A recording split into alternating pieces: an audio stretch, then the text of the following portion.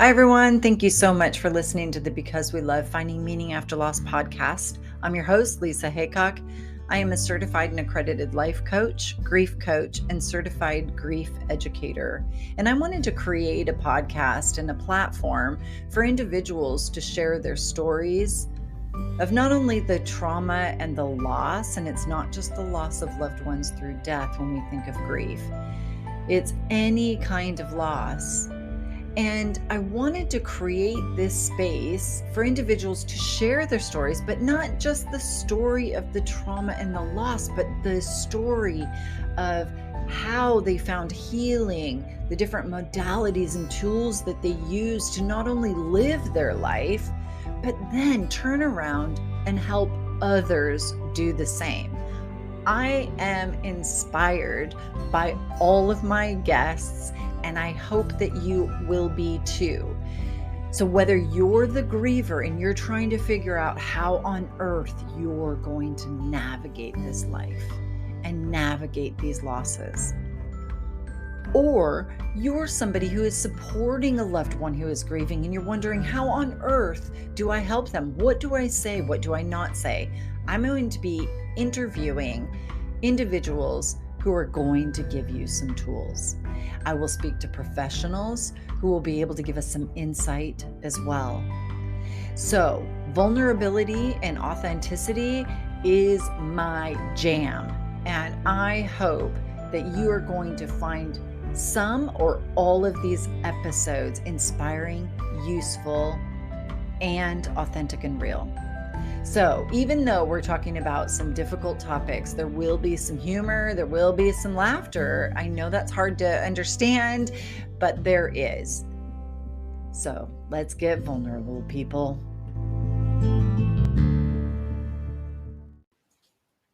Hey, my friends. Thanks again for tuning in to the Because We Love Finding Meaning After Loss podcast. Today, I've got Ben Stimpson. He is a therapist, lecturer, student, and spiritual director. Ben has developed courses on a variety of topics, including ancestor veneration, which I think I pronounced that correct, and he's going to explain what that actually is. Quite fascinating. The power of story and folklore. When not working with clients or writing, Ben is engaged in his area of study, which is religious studies, medieval and classical studies, folklore, and spirituality. So get ready. We're going to have a chat with Ben.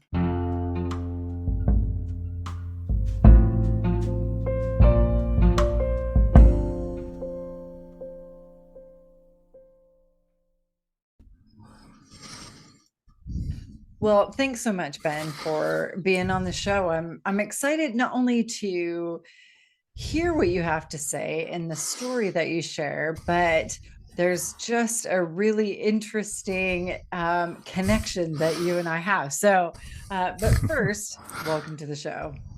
Thank you so much. I've been really looking forward to this one, so I'm pleased we could sit down.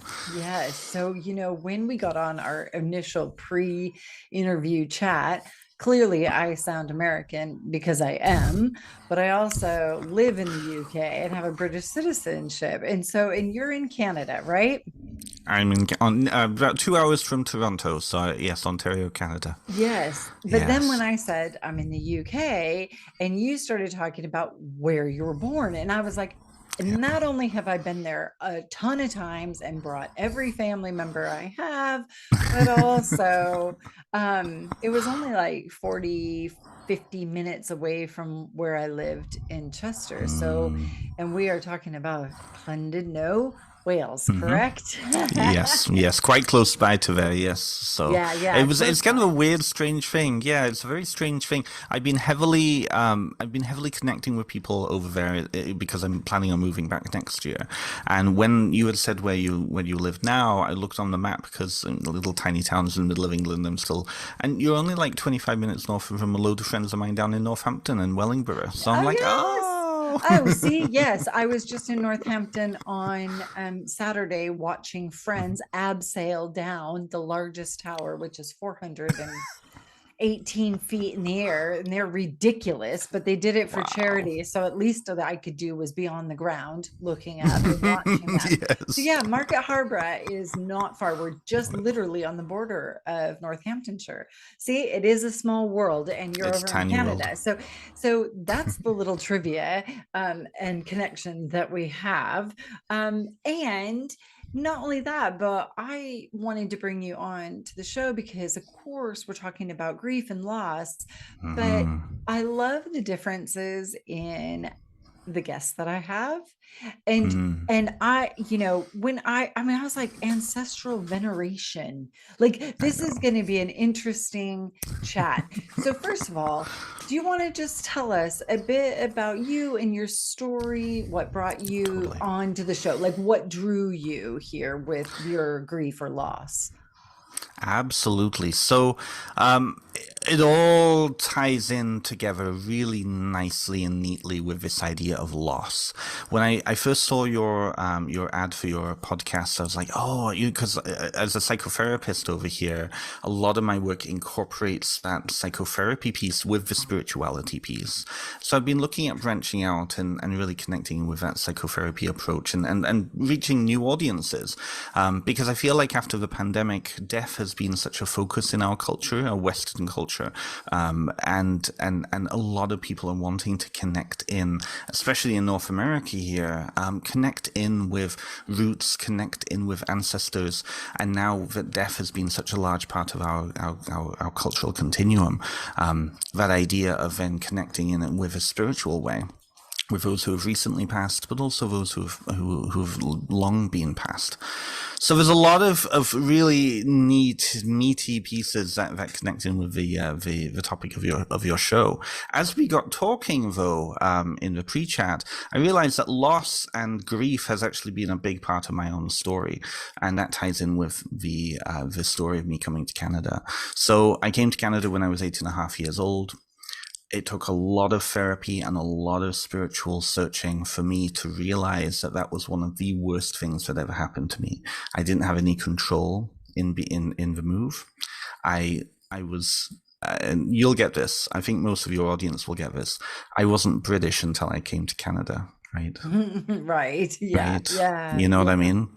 And Mm. so suddenly I went from a space where I was at home, I was surrounded by all the people I had grown up with, all of my friends, all of my extended family, all of my ancestors.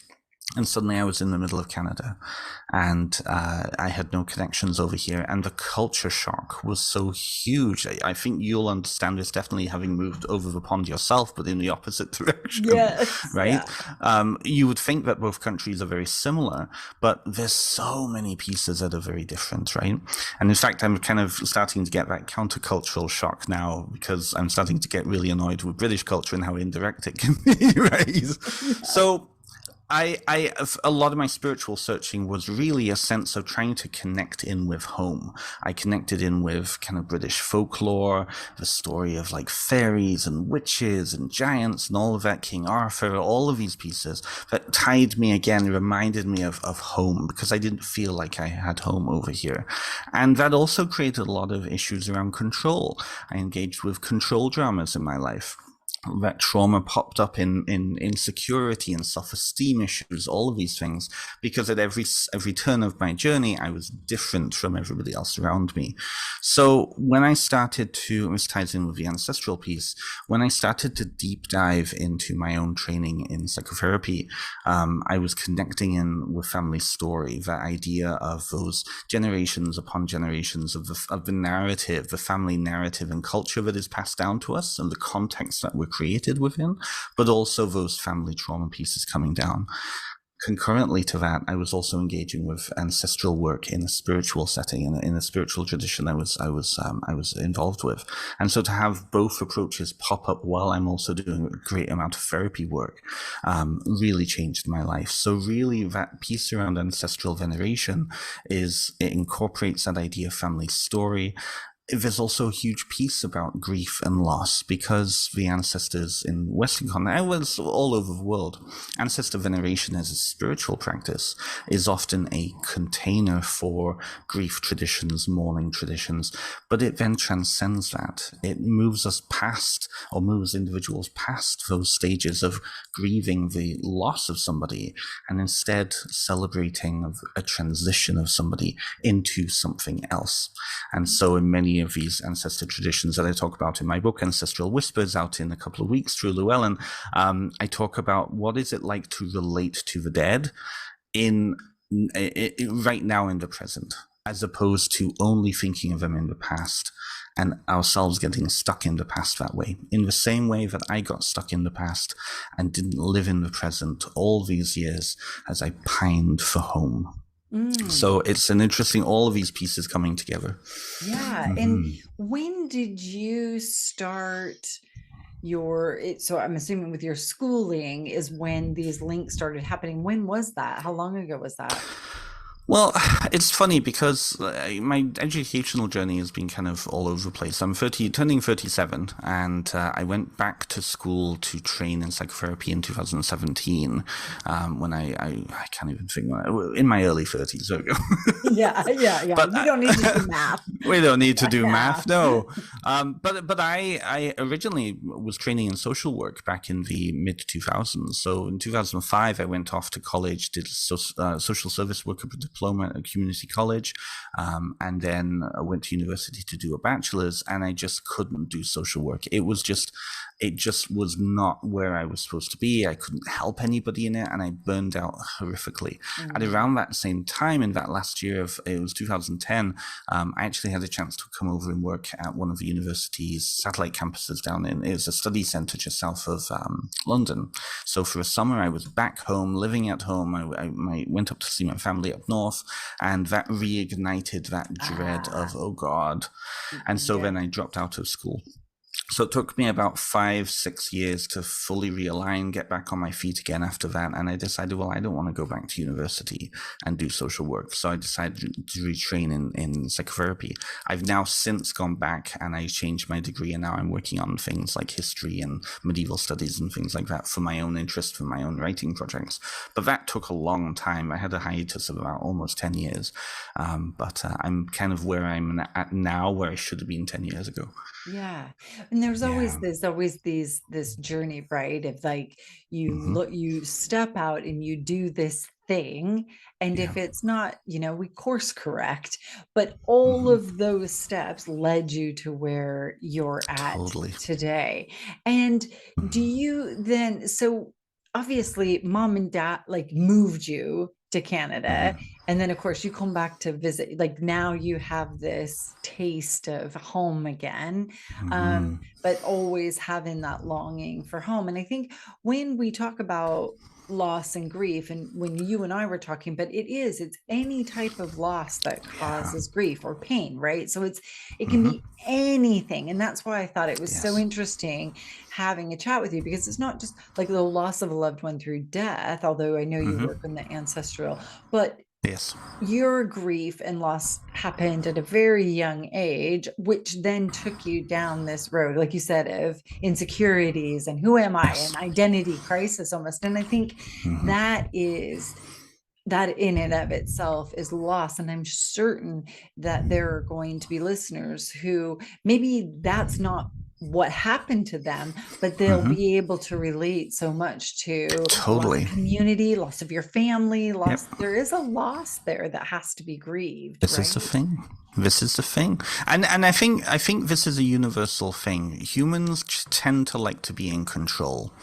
And what happens when we're out of control, when we perceive that we've lost something, or when we're in a grieving session, or even when we know that we don't have control in any situation, that we go through those same stages of grief that Kubler-Ross spoke about. We go through denial and then eventually acceptance. Hopefully, not everybody gets Vervo. And of course, all of those pieces we swing around and around and Yeah, around it's depending not on the day, linear, right? is it?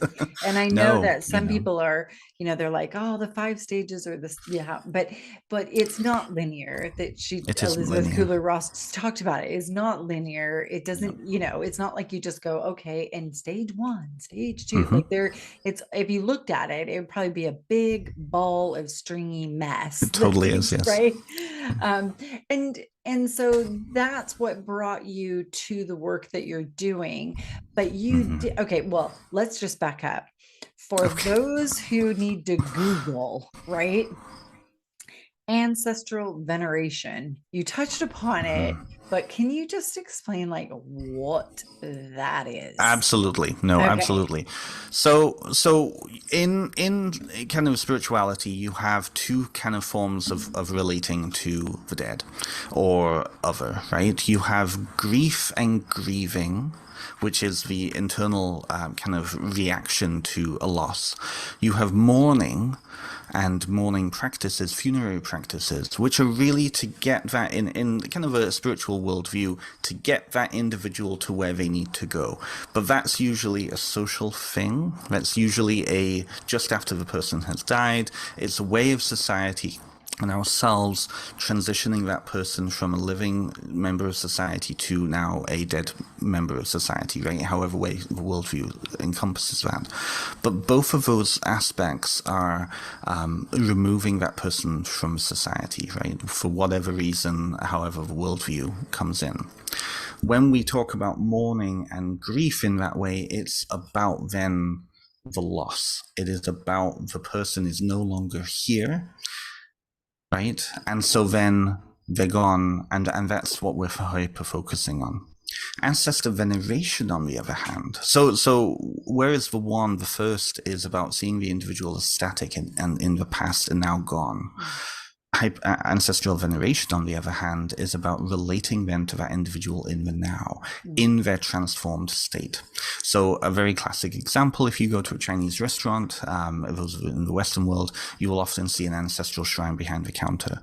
And that is usually has offerings at it, usually has something, and that is a space that the individuals can go to and relate to their ancestors right here, right now, communicating with the idea that those ancestors have power in to affect their life right now.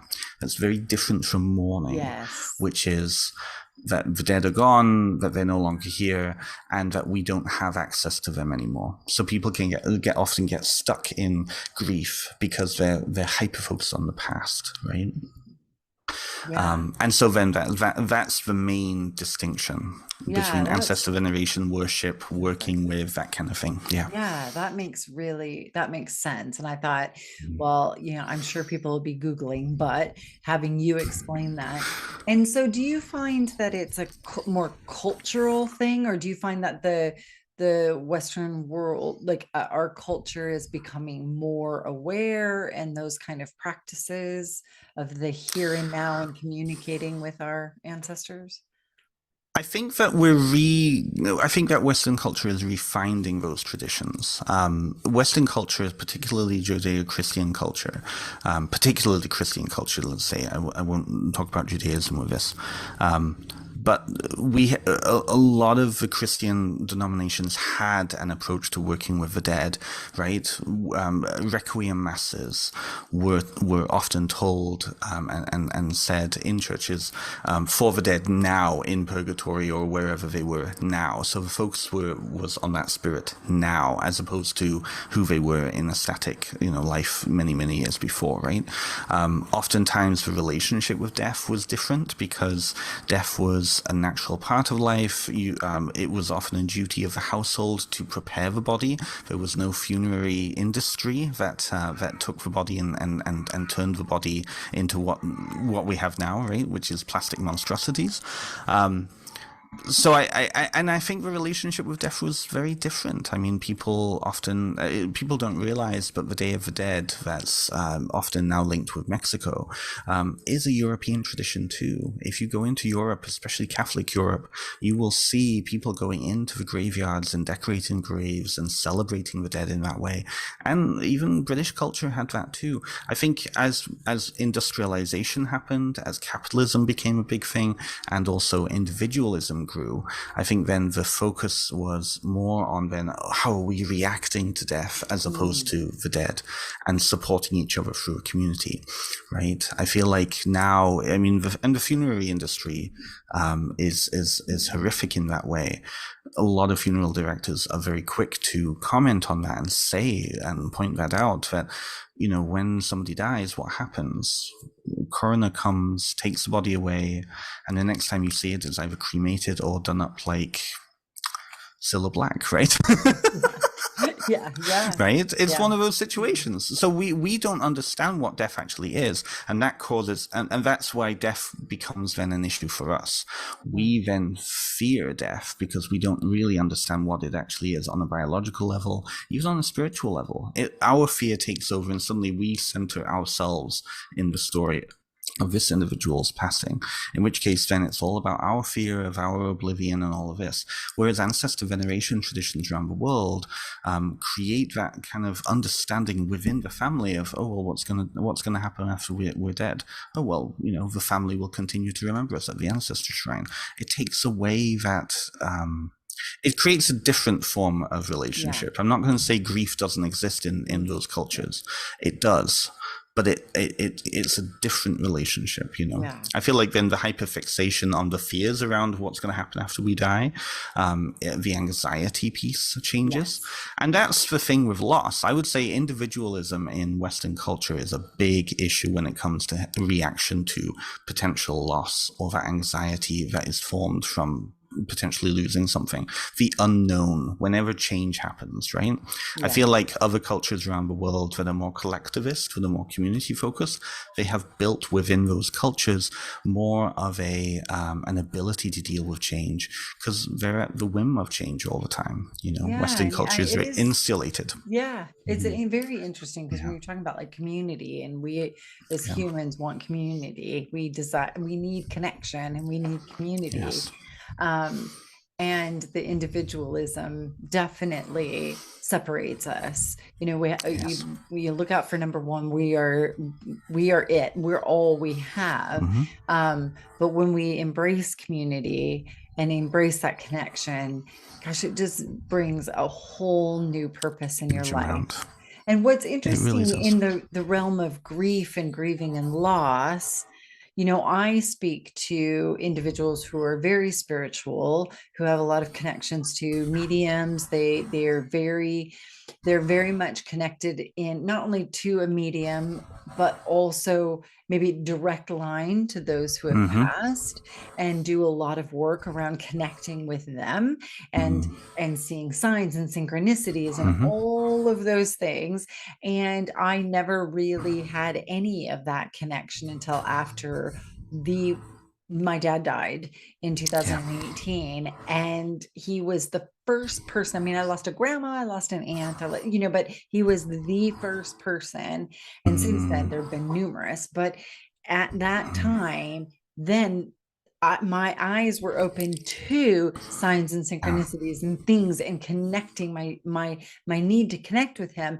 And it wasn't because I was making stuff up. It was just, I was now aware. I was very much aware of the afterlife. I was very much aware, outside of a church Christian belief, that Absolutely. and it was like, oh my God. And what it did for me was it took away any fear of dying. And that to me was like, oh my God, this is not what I thought it was. So it is interesting. Not everybody believes this, you know, and I always say you know, in these episodes, listen, someone's going to go, not for me, whatever. They can move on to the next one, but there's going to be these nuggets, and your connection to not only psychotherapy. So you have actual education, Yes. experiencing clients. You've got this head knowledge, but then you have lived experience, but also this Yes. spiritual aspect. And the clients that you see are do you work with them on a spiritual connection level? Is that Yes, I all do. your clients? Is just I that? wouldn't say. I wouldn't say all of my clients. I put myself out there to those communities.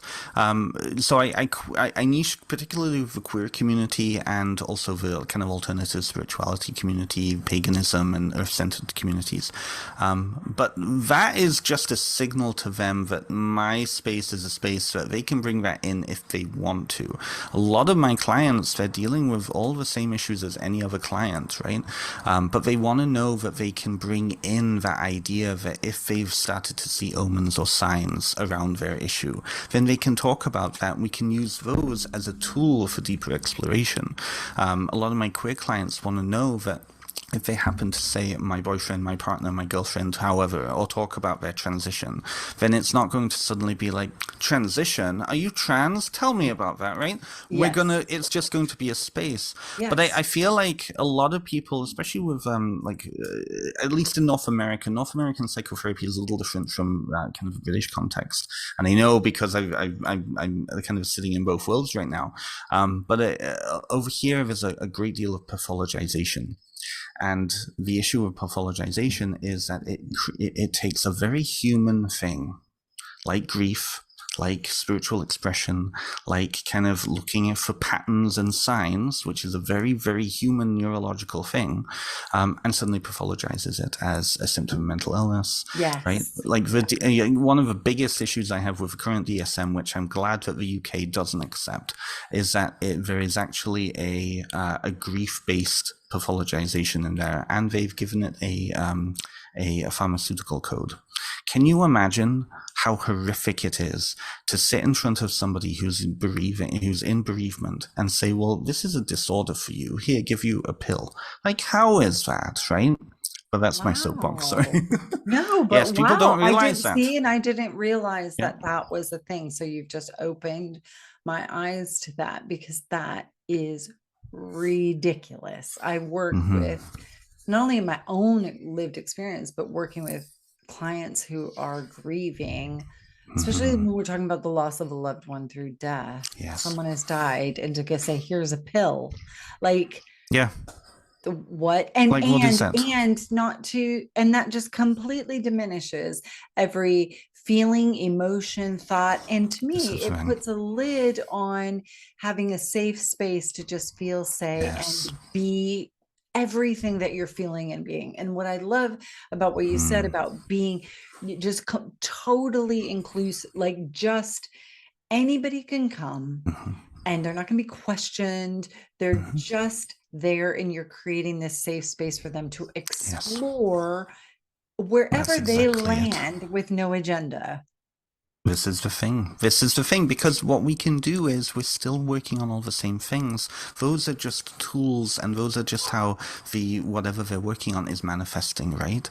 If somebody goes to, like you said, a psychic and connects in with what they believe, and that's not to diminish belief here, but it all comes down to how you're perceiving and reacting or responding to what you're taking in, right? If you're perceiving that you're speaking with your dead relative, and that's bringing up all of these big emotions for you, but you don't feel like you have a safe space to acknowledge those feelings in a therapy session, because you don't want the other like therapist to think you're absolutely fucking nuts, right? Yep. Sorry, I didn't Yep. mean to No, say, no, but that's like, it's this true is the though. You're fear. right. Then Yeah, how are you going to work on those unresolved feelings of, exactly. okay, my dad just said this through a medium to me and I didn't know this piece of information. This has unlocked a huge thing for me, and I'm really, really mad about what's happening right now.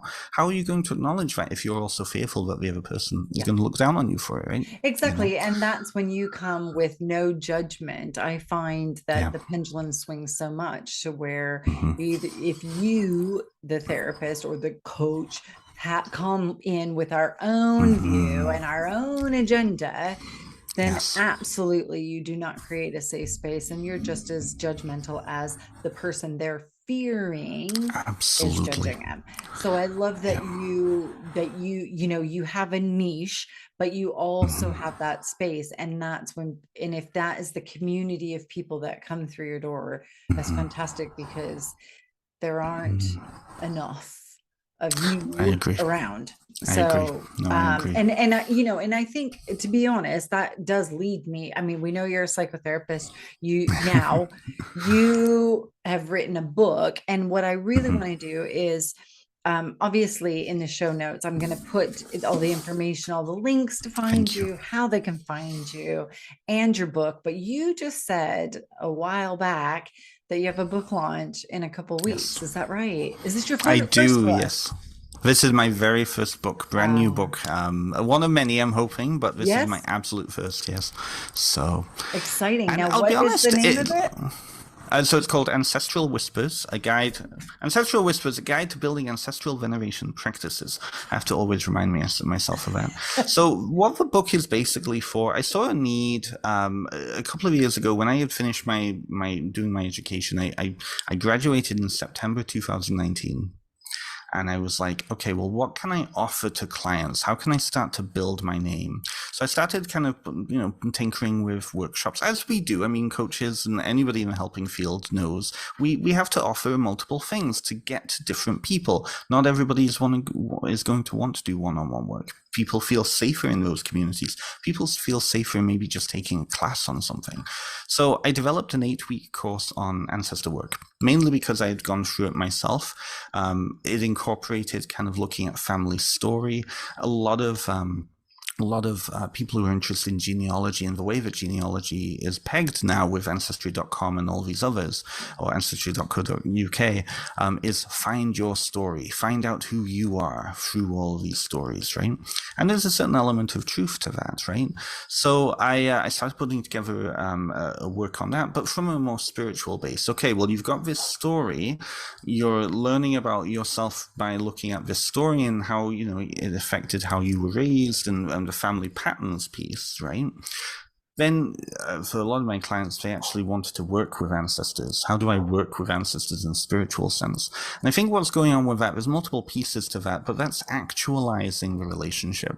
That's like actually putting in, manifesting it in a different way so that they can relate to it in a different way. So I put that together and I sat on it, and then the pandemic hit and everything closed down. All my Yep. clients were gone and nobody could afford me anymore. So I was like, okay, well, I've got a year. So I worked on it, worked on kind of how do I put it into an online format. And in September, of 2020, I delivered it for the first time to a load of clients all around the world. And I think we had about 5 people in that class. It was wonderful. And I just basically go through, okay, what is death? Let's explore death.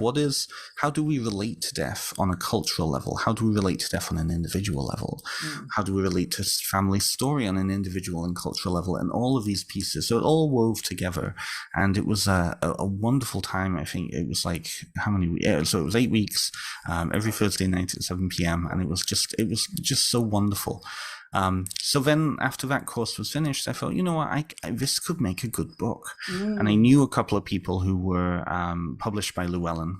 And one of my supervisors was published by Llewellyn. So I sat down with her and I said, what's your process? So she gave me her advice. She gave me her editor's email, and I submitted a proposal. I actually wrote the book first before sending it in. And how I do it is, I feel like, and this comes again to that place of loss and trauma. A lot of people who are coming into alternative spirituality circles often come from a place of religious trauma, with Christianity particularly. Other traditions too, but mostly for Westerners, Christianity.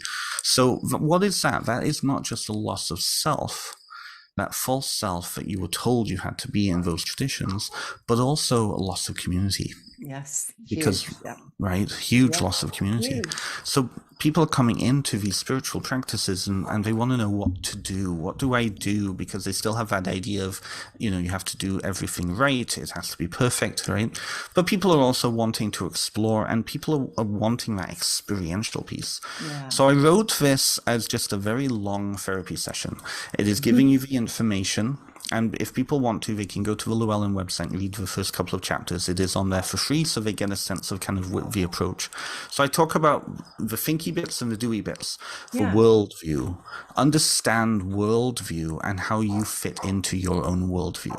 And I Yeah. think that's good advice for anybody in any area of their life, right? Yep. And then the second part is then what can ritual look like? And for me, ritual is all about kind of communication, right? Communicating to self, communicating to other through symbolic kind of format.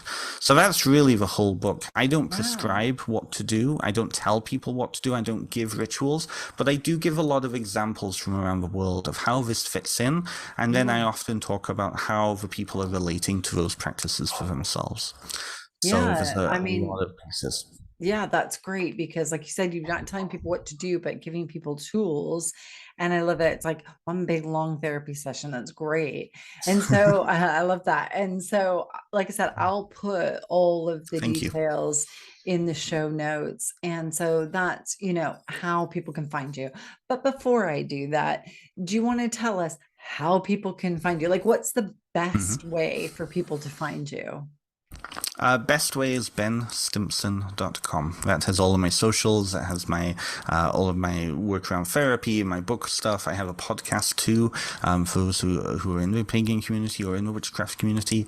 And I interview a load of writers on various different topics, particularly around the culture and kind of how they came to their work too.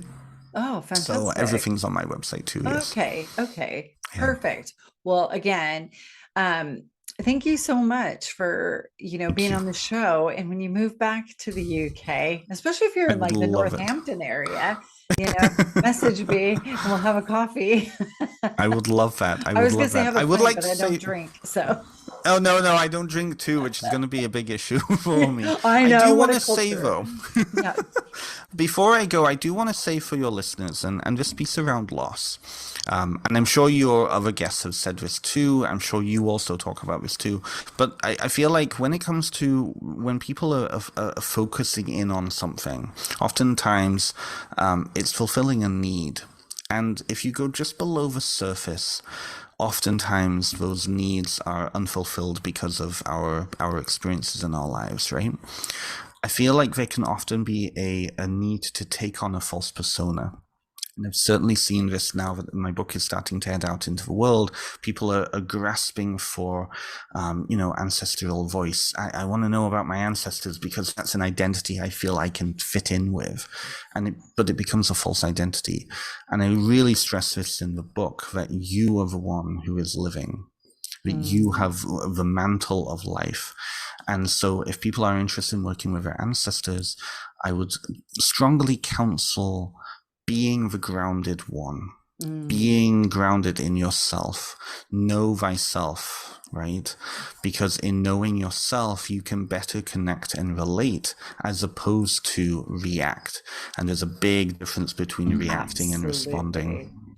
Yeah. Absolutely. No, that's very good and very true.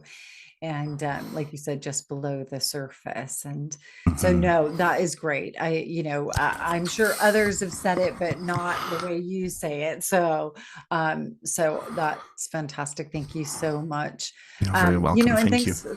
thanks so much for being on the show. It's been great having you. It's been a great chat. This has been wonderful. I've been speaking so much to spirituality podcasts lately that it's nice to actually be in my kind of home setting of kind of coaching and psychotherapy and working with people. So I Yeah, appreciate this. Thank you. absolutely my pleasure.